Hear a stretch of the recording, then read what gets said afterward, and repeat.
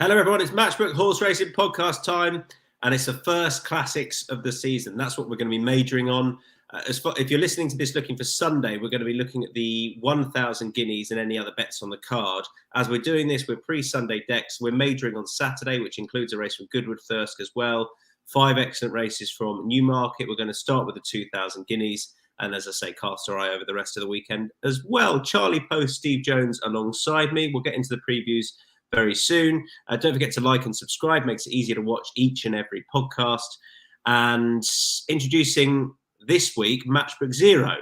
To let you know about this, you may have seen a few promos going around about Matchbook Zero. Yes, it's an exchange, but there's zero commission on Matchbook Zero. So you're not paying any commission at all. There is therefore zero margin. You can place a bet of up to £20 or whatever your local currency is in volumes of 20. So up to £20, and it's available from 10 a.m. each day. That is how Matchbook Zero works. So there's zero commission, there's zero margin. If you think with an exchange you're likely to be getting better odds, you are absolutely, without the commission, well, you're very much likely to be getting that. So that's what it's all about. So head over, particularly if you've never placed a bet on an exchange before. There's no commission. It's not complicated. Head over to Matchbook Zero, place a bet up to £20 there, and you're likely to be getting better odds. There you go.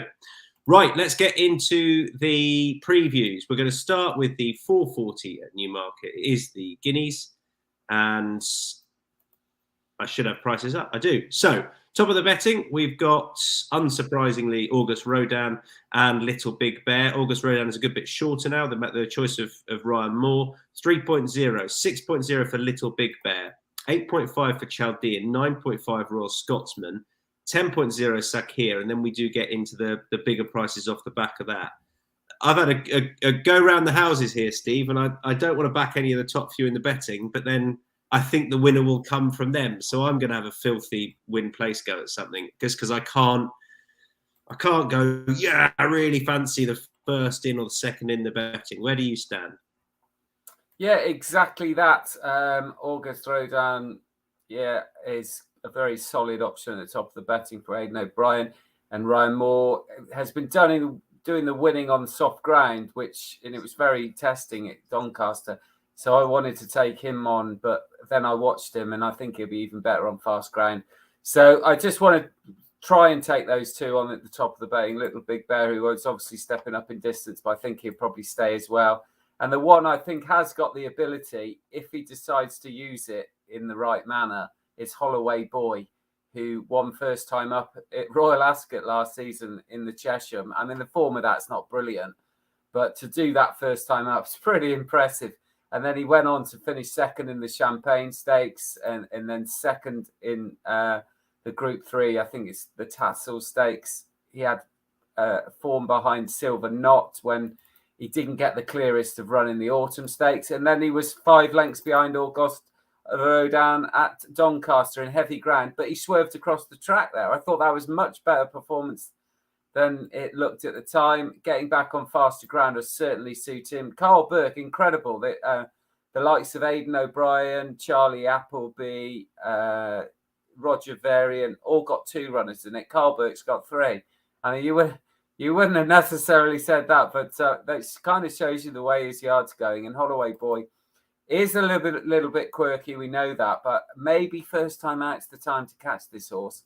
And so at around, 21.0, I think winning place, he's the one I want to take a bit of a chance on. I think it's a fascinating race. There's a good few non-stayers in there for me. And with the solid ones at the top of the betting, makes it a little bit tricky. But Holloway Boy, I think it can run really well in this race. Okay, there are going to be some people tuning in, Charlie, who want somebody to go wins. So, and I mean a shorter price probably. So can you provide us with that, or where are you looking? Well, I've gone for one. Just to jump in first, would Holloway Boy be the first ever Guineas winner to wear a visor? Ooh, good question.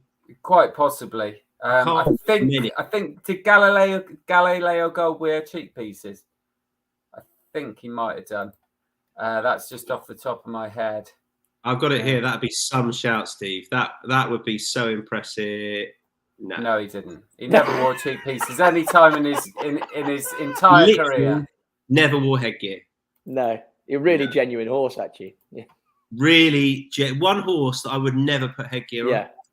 Yeah. That they actually used to would run through a brick wall for you whenever he ran. That would ruin him. Anyway, oh, hang on. Did Churchill wear blinkers? I think no, didn't. No, never in his career. Didn't matter. Anyway, we could go on. Yeah. So anyway, useless statistic there, but maybe a trend breaker if he does. I came down with Sakir, which I would imagine is probably one of the ones that Steve is going to stay is a non-stayer. But I was just blown away with him in the Mill Reef at Newbury. Look, whether he will quite see it out, I don't know. Roger Varian's also been a bit in and out of form, which is a slight concern. But I think he's got heaps of quality. I think he's 10.0 at the moment, so he'd be a win and place play for me. But I think this is a cracking race. I mean, like I think the two at the top of the bet are potentially being very, very good horses. I mean, it's just whether one's going to end up more of a Derby horse and the other will end up a sprinter in Little Big Bear. But it's going to be a really interesting race to watch. But I think actually Sakir has enough natural ability to be up there with those sort of horses. It's just a question of whether he can have the speed endurance to last the mile. But I think the way his style of racing would give him a chance. But maybe he's one of those that you could trade out and run in anyway, because I would imagine he will be travelling as well as anything a furlong and a half down. Can we play a very quick game of stay or not stay? Is that all right? Yep. Right, Steve, so I'll say the horse, then Steve, you go first, then Charlie, you follow hot off the back of it. So we don't need to do it about August Rodin because we know he stays. Little Big Bear. Stay. Charlie? Not stay. Stay, Steve. Not stay. Chaldine? Oh, stay. Stay. Royal Scotsman? Yeah, probably stay. Not stay. Okay. Probably stay is not an option, just to confirm it. Stay or not stay, Steve. I think stay, Royal Scotsman. Sakir, Steve? Not stay. I best say stay. Probably should. Yeah. I'm going to say not stay. Silver Knot does. Noble Style? Not stay. Oh, stay. Good, I agree. Holloway Boy, you've covered. Anything else dodgy at the trip? Chariot? Not stay. Not stay. Not stay, I agree. I think the other one is likely to stay better, Sakir. Flight plan, Good, I enjoyed that. Well done. An interesting gimmick, yeah. Yeah. Should we play cheap pieces or no cheap pieces? yeah. Of the last 100 Guineas winners, we'll go through them all. And I'll say cheap pieces, blatant. They probably none of them, of the ones I've clicked on, none of them wore headgear ever in their career. Well, they just for the Guineas, the thing you just for a classic, you just not going to really put headgear on, are you? Because you'd be worried about what it's going to do if they win it. Anyway, right. For mating purposes. So you'd rather them win it in headgear than not win it without. Correct. You would. But none of the shorter prices are going to have worn headgear. I think August Rodin will win, and I know that's really boring. I'd much rather back him at the prices than Little Big Bear at the prices. Chaldean's probably a very safe win place bet because I don't really worry about what happened last time. It was a bit of a freak incident, and I think he's fine on the ground. I could argue he could be shorter. Royal Scotsman doesn't do it for me. I don't think Sakir will stay. I can't make my mind up. So win place, Noble Style. I think he'll stay just about on pedigrees. Loads of pace on his damn side, but he's a Kingman. He's unbeaten. Before coming into this, Will Buick was going to ride him, and I think he'd be half the price. Now, since their pieces of work they did, or their racecourse gallops, the riders have swapped over. But Noble Style apparently comes alive at the racetrack. So look, I don't love his draw either. It's a horrible win and place shout, and that's probably not enlightened anyone. But I think August Rodin will probably end up winning the race, particularly if the forecast rain comes. There we go. Anything else to say on the 2,000 guineas? Bon, we move on. Let's go to the Ellen Challoner Stakes. So this is right at the top of the card. This is the 2:15 at Newmarket. We had joint favourites last time I had a look at the market. Just confirm if that is still the case. Yeah, Azure Blue and Gale Force Maya both trading at 5.5. Perdica is 7.0. 7.5 for Heredia, 10.0 fast response, then into the bigger prices. I think you two agree, don't you? Yes. Charlie, take it away. Yeah, Queen Ollie for me. Obviously, has course form, plenty of course form. Third behind Morge and the Duchess of Cambridge here last year. Second a listed race over the track as well. Moved to George Bowie during the winter, and obviously over 7 furlongs in the Classic trial. Was beat eight and a bit lengths. I think probably tighten up for the run. Dropped back in trip as well, and the tongue strap on for the first time as well. And George's horses are flying along. I think at 13.0, she's a really, really good win and place bet in this. What do you want to add, Steve? Yeah, I totally agree. I wanted to take on the two at the top of the betting, and then Michael Dodds has started to have a few winners recently, but it's only in the last day or two, and I think his horses are coming on for the run. So I wanted to take on Azure Blue and Gale Force Mare, and Queen Ollie is massively overpriced. If you look at her form over 6 furlongs as a 2-year-old, she won first time out, was only beaten 3 lengths by Meditate at Royal Ascot, then ran really well, went third in the Duchess of Cambridge, and then they stepped her up in trip. And I think she's one of these horses that always looked like she wanted to go up in trip, a bit like Altior over 2 miles, although different type of horses. But I just don't think she stays. And she travelled really well in the Now Gwyn. And again, I just don't think 7 furlongs is her thing. Drop back to 6 furlongs. Her form is rock solid. She is way overpriced. And with the doubts about the horses at the top of the betting, I wanted to have Queen Ollie win in place with a mention for Kimney Grace at a big price as well. Quite like that strong opinion. I have a less strong opinion, unsurprisingly, but I thought I thought Gale Force Mare should be favourite. So if the rain comes, it might be an issue, but she's won on good to soft. She goes fresh. I take the point about Dodds is coming on for the run, but she has won fresh in the past. And I know Steve doesn't like official ratings, but I mean, Azure Blue's got a bit to find. So I was just surprised Gale Force Mare wasn't favourite. She likes the track. Yeah, I'd have her a point or two shorter. But and you could still probably just get away with the win and place. And if she places, you've not lost anything. So that's probably how I would play it. The other thing I wanted to say that I forgot. This race, although it had been run at Nottingham until last year. The last 5 winners, 4 were 3-year-olds from less than a third of the runners. So it does favour the 3-year-olds, and George Bowie's got both of them, and Queen Ollie hopefully is the one. Okay, that's just a good stat. That might nick that, if you don't mind. The 250 is the Howden handicap, one of a couple of heritage handicaps, and I'm not going to give you prices. I'll just give them to you when we read them out. Actually, Charlie, you and I agree in both the handicaps, which is quite worrying. You can kick off. Yeah, I came down with chairman of the road in this. I just was looking for something with a win and play. Definitely chairman of the board. Chairman of the board, yeah, not the road. Yeah. Thank you. Yeah. Rather the board than the road. Yeah. Let's hope he's not off down the road afterwards. Yeah. Chairman of the board, thank you. Again, Jack Shannon is going really well at the moment. This horse ran a solid race over the track in April, finished 3rd, only beat a length and a quarter. And I just think he's got form off higher marks, as in, 88, I think is still favourable for him. And he looks like a sprinter that's really coming back to the boil. I think he was rated up in the mid-90s 18 months ago, and he's got plenty of fancied horses drawn around him. And I just think he seems very big. I don't think he deserves to be as big a price as he is. So I think he's a real value bet.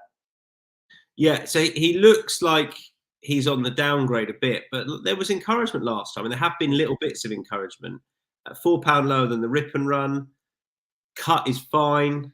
Like Saturday could be a bit grim. There won't be any firm in the going description come Saturday, I don't think. So if it's good, or even if there is a bit of good stuff knocking around, that's fine. I quite like the cheap pieces going on first time. I think that might just help a little bit, particularly in the early part of the race, because I wouldn't want him to get too far back. He's a big old price, 17.0. I thought was fair enough. Steve. Yeah, I think this is hugely competitive. And with Ratia of Julie Camacho's. Now, this horse ran really well first time up last season over the course and distance on decent ground, when third behind Gale Force Mayer, beaten half a length, and didn't get the clearest to run that day. Does need a strong pace and a big field and a bit of luck, this horse. And what backed up that run in this very race last year, went 7th, but again didn't get any sort of run. Chairman of the board was ahead in this race last year, went 3rd, so I can see him again, see the case there. And Ratia would have finished in the places, I'm sure, with a clearer run. Since then, didn't have any luck at all after winning at Newcastle on the all-weather. Was badly drawn in the Stewards Cup, and then on soft ground and over further later in the season. And clearly goes well fresh. So it's a bit of a speculative one, which it's got to be in this competitive race. But Ratia, who I think is about 17.0, somewhere around that mark, is winning place, is for me. All right, Peter's Punts is with Chairman of the board as well. Hello, Peter. Hello again, Helen, as well. So you're a woman for all seasons, I've no doubt. Steve says Camacho. We say Camacho. Let's move on to the 325. This is another fiendishly competitive heritage handicap. Jimi Hendrix is 6.5, 7.0 for King of Conquest, Empire State Mine 9.0, Majestic 10.0, as is Cadillac, and then bigger prices thereafter. Steve Jones, straight back to you, sir. Yeah, one of my horses to follow for this season's Great Max. I wasn't at all disappointed with the way he ran at Newbury first time out on ground that was probably way too soft behind Jimi Hendrix. I thought he would definitely improve for the run there. That was the first run for Alice Haynes, had been over in Ireland with Michael O'Callaghan. And I'm absolutely convinced that this horse is well handicapped. Was running in group races as a 2-year-old. Didn't happen when switching to Ireland last season, but that's not unusual for horses to find it tough as a 3-year-old and then come back as a 4-year-old, especially having been gelded. And this horse, Great Max, is just a crazy price at 26.0, I think is still, 26.0. So winning place, I think this is another really good bet at big prices on Great Max. And with the different conditions and that run under his belt, I can see him turning the tables on Jimi Hendrix, who's got a right hide in the handicap too.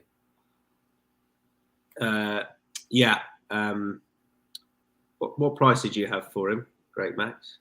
26.0, something like that. Look, he's right the way down. 26.0, Great Max. Kevin Stott on board. I want to back 2. So one of them is Cadillac, which I know that Charlie's with. Ryan Moore, George Bowie. I mean, that caught the eye. This horse was meant to run at least once. I think he was maybe meant to run at the Craven meeting. Anyway, he didn't. Ran well enough at the back end of last year when, not having a huge amount of chance in a Group 3, I didn't think. Dropping back into a handicap.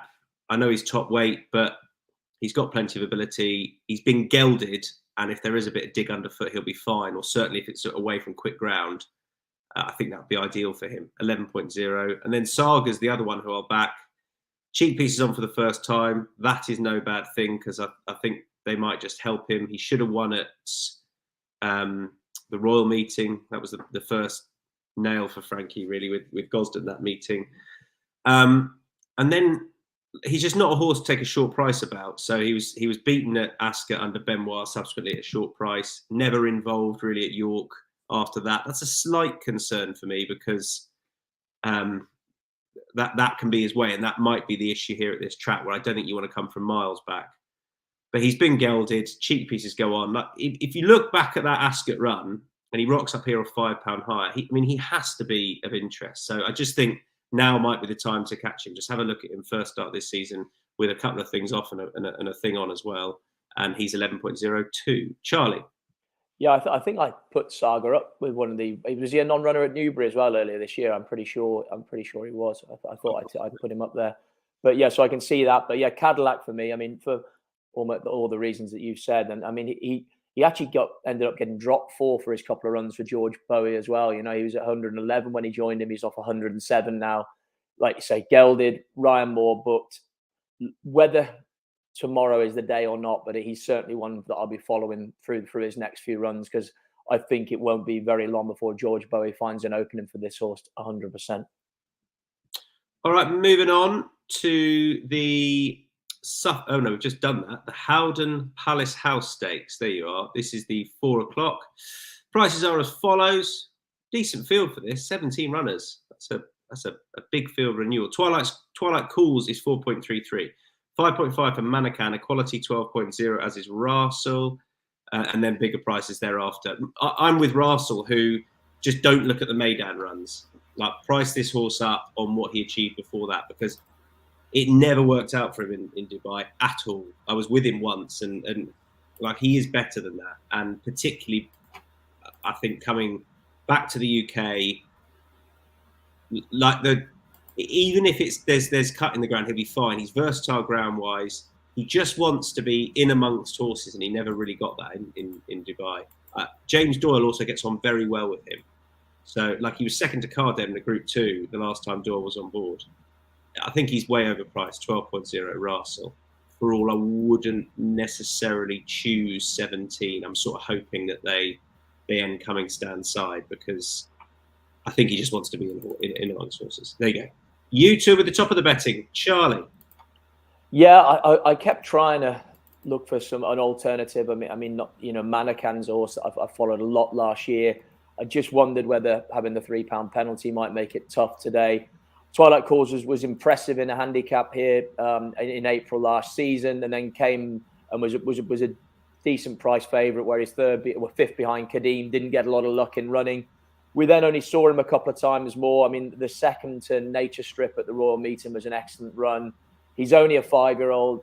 Henry Candy's a dab hand with these sort of sprinters. There could be quite a lot of improvement to come for him into this season. And Henry Candy's also going well as well, to add into it. And Ryan Moore's up. So I thought 4.30, something like that, was actually, when all was said and done, a pretty fair price about a sprinter that has the capacity to potentially be a Group 1 horse through this season.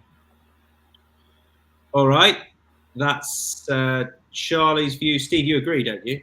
Yeah, everything that Charlie said, and the fact that Henry Candy's made a good start to the season. He's gone straight here with this horse this time, because he's won first time out his last 2 years, albeit the first time was at 1-4 in a pretty uncompetitive race. He clearly goes well fresh, and his second to Nature Strip at Royal Ascot just shows you that he has the potential to be Group 1 if he's not there already. So he's not my sort of price, but I just kept coming back to him, and I think he'll probably win. Okay, rattling through it. We come on to Goodwood. We're done at Newmarket, aren't we? So, Goodwood to 305. I think this could deplete quite badly, because there's a lot of rain around at Goodwood, and it's already good to soft. So for me, it's about finding horses with forming a bit of cut underfoot. 5.0 Honiton. Maglark is 5.5, 7.5 for Ferrazi Lane. Aussie Banker 8.0. Bad Company is 8.0, as is Stay Well. Bigger prices thereafter. Charlie, you with Stay Well? Yeah, it's a bit of a chancy one, but I just wondered whether being fresh might be the sort of time to catch this horse. Like, had decent form through the early part of last season, ran all right behind Candleford at the Royal Meeting, and then his form tapered out, granted in good company, and he bled on his last start behind Algiers at York. Often with these sort of horses, he is inclined to over race a little bit. I don't think Goodwood's the end of the world for a horse that goes about it like that. He runs with the hood on, and yeah, I just thought being fresh might be the right time. For me, if one is inclined to bleed, I'd be surprised if he wouldn't have him ready for today, Huey Morrison. And so I'd have thought he'll have him teed up, because you don't know how many chances you're going to get if they are prone to that sort of thing. So Stay Well at 8.0, win and place for me. Steve. Yeah, it's a race that I found tricky to get a handle on, and Honiton I think is maybe the safest bet. The fact that this horse was runner-up at Chester on soft ground, absolutely bolted up at Sandown, albeit on faster ground, in a maiden last June. Only seen once after that. I wouldn't, for that reason, get carried away with the fact that he was disappointing at Royal Ascot when second favourite, because that was only a week after Sandown, and he wasn't seen after that. And the fact that he's been gelded and has that form in the book, I think it'll give him a right chance in this, where a few, I think, won't handle the conditions, and hopefully he will. So Honiton for me. Yeah, for me, Bad Company will handle the conditions. He got a really good ride at Epsom when Pat Cosgrave, turning for home, made the move over to the stand-side rail and sort of picked everyone's pocket. So I was a little bit, I sort of came out of that thinking he was quite fortunate.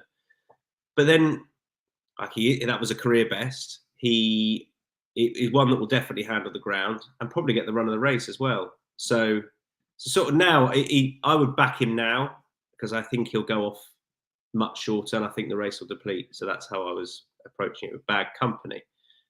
Then the Thirsk Hunt Cup. Always got to be careful with that one. Top of the betting: Pisanello 8.0, Northern Express 9.0, Skilled Warrior 9.0, Biddy B 11.0, as is Carnival Zane. And then we get into bigger prices. Steve, straight back at you. Yeah, I'm going to take a bit of a chance in this on Eileen Dove, who's, I think, overpriced, trained by Carl Burke, who's hopefully going to have a good day, winning the Guineas with Holloway Boy in the visor, and Eileen Dove, who is not wearing anything. But this is interesting. Most people will be put off by the fact that Eileen Dove's drawn out wide in 12, 15 runners, 12, stall 12. Wouldn't be ideal, would it? But the last the last 5 winners are 17 of 17, 15 of 15, 10 of 16, 7 of 15, and 15 of 15. So if you've got a bit of space out wide, I think it's the stats say that you've got a bit more of a chance. So the fact that this horse has been largely ignored in the betting is a little bit puzzling, because he was very impressive last season when winning Hamilton, going through the grades, and they were in big field handicaps twice at York, and then in the Lincoln at Doncaster on desperate ground, was on the wrong side, was drawn 1 and didn't have much there. So I'm certainly not going to hold that against Eileen Dove, and I think he's what price is he, Tom? He's a decent enough price to be able to go in, win in place, that's for sure. So yeah, he's 17.0. Yeah, I think that's a fair price in a competitive race. All right, 17.0 for Eileen Dove, who apparently the owner always goes around saying it's something like, I can't remember what the correct pronunciation is. It's not what I said there. No, but it's not. That's not everyone. It's apparently it's like Aileen Do or yeah, it's Irish, isn't it? So Charlie should be able to tell us, because he spends more time in Ireland. I think it's Scots Gaelic or something. Oh, it's Scots Gaelic, is it? Yeah. Can't even get the right language. No, it's close. It's Black Island, I think. Is it Black Island? It's something like that. I'm sure it is. Anyway, 17.0 progressed at a rate of knots last year. Well, actually, I'll come in because I'm with a horse drawn wide as well, because I think that's factored into the price, and I thought the Turpinator could be shorter out of 15. Don't mind the draw based on those stats. The ground, I think, will be perfect. Don't think the horse looks very quick ground. It won't be that. And in fact, Thirsk are going to get most of their rain today, I think, and then it's going to clear a bit tomorrow. But yeah, second start for Grant Chur, shaped for a return to a mile at Newcastle last time. Had a little time off, and I would imagine that the Yard of Gone will come back for the Thirsk Hunt Cup. So I thought the Turpinator was overpriced 11.0 out of 15. Charlie? Skilled Warrior for me. Won at Newcastle earlier on in April. Horse that Grant Chur bought from Johnny Murter before last season, and ran fine for him throughout last year, bits and pieces of form. But I think he showed that he maybe really benefited from the layoff and coming back. And again, he was placed off marks in sort of 87 for Johnny back in Ireland. So I think there's still scope off this mark of 85. Again, he's drawn sort of 11, so near where Steve's pick is, which again, as he said, is no bad thing in a race like this. And I just think he could be for a shrewd trainer, he could be the sort of horse that could progress a bit now. But I think he's a big horse as well with plenty of size and scope. So maybe just finally sort of starting to come to, and I take him to back up his seasonal debut win at Newcastle here. All right, those are the Thirst Cup selections: the Terminator, Alien Do, Skilled Warrior. Now, Matchbook Zero long shot. Remember, Matchbook Zero, you're likely to be getting better prices because it's still the exchange. It's the exchange prices. There is no commission at all. So well worth taking advantage of. You can place a bet on there up to £20 for each market. The Matchbook Zero long shot for the team. Mine is Russell for the reasons I made earlier on, who I thought was a fair old price. We'll get that up for you now. This is the Matchbook Zero platform that you can see. Mine's going to be Russell. These are all today's races that you can see up there. I can't remember exactly what price Russell was, but overpriced. Steve? Great Max, I'm going to stick with in the big handicap there at Newmarket. Charlie? Chairman of the board for me. Chairman of the board in that Heritage Handicap. Those are the Matchbook Zero long shots. Do check out Matchbook Zero. And then we come on to best lays. I couldn't really find one, but I like your point, Charlie. I think there's a few of them. Like I might just have a little look in the Guineas at pace and non-staying pace. You might just get out of Sakir. Yeah, potentially. I mean, like I say, I think he's a real high quality horse. There obviously is that doubt that he might be more a Commonwealth Cup sort of horse later in the year. So I think whatever happens, he's a strong traveller. So I could still see him being on the bridle of furlong and a half down. And if that's the case, that there is the option maybe just to get out of him there and then and not have to have that concern about whether he sees the mile out. Okay, then into best bets. Steve, who's your best bet? Queen Ollie in that listed race at Newmarket. I think she's a smashing bet, winning place. All right, Charlie. Yeah, Twilight Calls in the Palace House for me. And I'm going to go Russell again for the case that I made earlier on. Ignore the Maidan form. Okay, Sunday, and we'll go any other bets on Sunday as well with some best Sunday bets.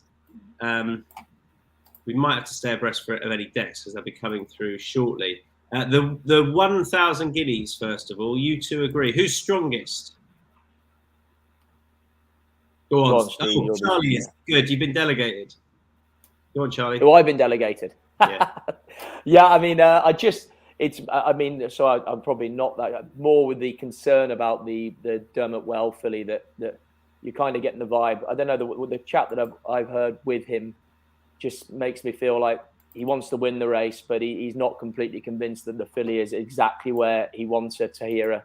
And so I think Meditate's really solid. You know, she was very good at Keeneland. She ran a heck of a lot, as is often the way with Aidan O'Brien with these fillies, these juveniles. So she's battle hard, and I just wonder whether she's going to be the best of these throughout the season. But I think she has the capacity to be the most ready for Sunday, and at 5.50, I think she's a really decent price to beat the favourite. Steve? Yeah, I agree. Again, Charlie said it all really. This race, these opening classics, they always say are the last 2-year-old races of the season, and that the 2-year-old form, the ones with real battle-hardened form, are the ones that come to the fore. And I totally agree that the Tahira might well go on and improve past Meditate in the coming months. But I think for this weekend, Meditate's the one. And Tahira also, I think, probably will come into her own going up in distance a little bit as well.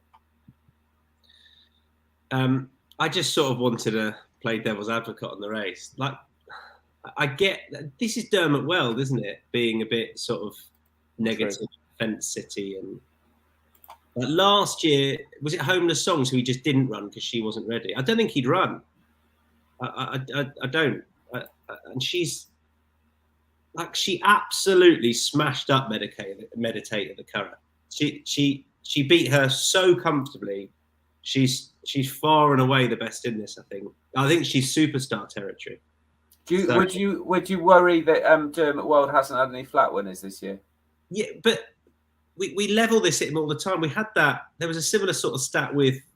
Yeah, maybe it would worry me a little bit. With Homeless Songs last year, like they're just not a big yard anymore. They're just not a. Well, that is true. That is true. They're just a different sort. But when he gets a good filly like this, yeah, definitely. Like obviously, I would be a little bit worried, and I'm not saying steam in at 3.5 compared to the 5.5 Meditate, but if I'm going to make a selection, I wouldn't want to back Meditate against Tahira because of what happened at the Curragh, and ultimately she is, whether it's now, whether it's late in the season, she's just better, and I think she'll win. I might be hoping more than thinking, but I hope she'll win. I'm surprised that no one is, given the nature of this race and past winners, etc. Was there anything at a bigger price that tempted anyone? Steve, Charlie, no? Not massively, to be honest. No, I agree. Okay. I thought I'll probably end up having a bit on Stenton Glider. I think it'll be good to soft come race day, and Hugo Palmer's won a Guineas with an outsider before. I know Remarque nearly threw the race away last time. I thought she ran pretty well, this filly, but that was her second career start. So I'll probably have a little bit on her to cause an upset. We'll see. Right. Helen says, I like Mama's Girl. I think she's got a fair bit of scope. Seems a hardy sort. Mama's Girl, who won last time. Although needs to break the Hannon trend and win a Guineas, having won a Richard Hannon Jr.'s trend. This is having won a trial, because normally wins it one that got beaten in a trial. Any other Sunday bets? We can go Leopardstown here as well. Do we have anything, chaps, or no? No, but if we were playing stay and no stay, unfortunately, I'd say no stay for Mama's Girl. Oh. do you want to, Steve? Do you want to play stay or no stay? Is that it? No, not really, because I'd probably show myself up. Charlie, do you want to play stay or no stay? I mean, there's been worse games, to be honest. Yeah. Good. Right, Tahira, stay or no stay? Steve? Definitely stay. Charlie? Stay. Meditate does stay. Good. Mama's Girl, Steve? Not stay. Sorry, Helen. Charlie? Stay. Not stay. Remarque? Ralph Beckett. I won't tell him you called him Ralph. That's all right. Rafe Beckett, I said. Go on. It's the way I said it. Nick Luck accused me of this. I said Rafe Beckett. Yeah. It's because you said Rafe like Ralph, so that's why. Remarque, Steve. Go, Remarque. Ralph Beckett. Rafe Beckett. Stay. Thanks, Charlie. Yeah, possibly. Good. Right. Really putting some love into this game, Steve. Definitely stays. Dream of Love. Stay. Good. Yeah, stay. Morge does stay. Lazoo. Ooh. Not stay. Not stay. Not stay. Stenton Glider. Stay. Stay, but not good enough. That's not the game. Right, that'll do. Good. And I think we're just about there. We've got no other Sunday bets, and Steve and I need to get off somewhere. Good. Well done, everyone. Dan Hussey says he's going to clip out the stay or no stay games as if it's a good idea. Don't forget to check out Matchbook Zero. Well worth doing, up to £20 or 20 units in your currency on any bet, and no commission at all. Like, it's an absolute no-brainer if you want a bet of £20 or under to have a go on Matchbook Zero. So do check it out, and look out for Matchbook Insights as well, where all the selections will be up, ready and waiting for you. Steve. The great thing is with stay and no stay, it's a bit like Deal or No Deal, and you look just like Noel Edmonds. There you go. Yeah. Deal. With a little beard. A little beard. Thanks, Steve. You can be my Mr. Blobby. That's what I was going to say. Yeah. Right, we're not staying. Bye.